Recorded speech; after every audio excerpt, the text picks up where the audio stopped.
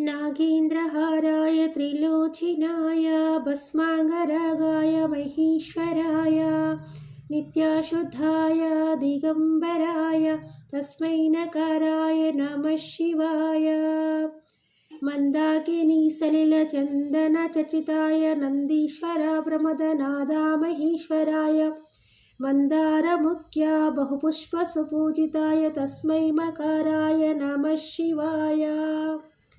शिवाय गौरी वरदारविन्दा सूर्याय दक्षाध्वरनाशकाय श्रीनीलकण्ठाय वृषध्वजाय तस्मै शिकाराय नमः शिवाय।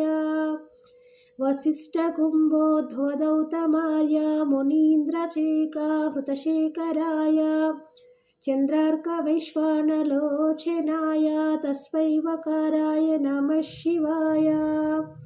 यक्षस्वरूपाय जटाधराय पिनाकहस्ताय सनातनाय सुदिव्यदेहाय दिगम्बराय तस्मै यकाराय नमः शिवाय।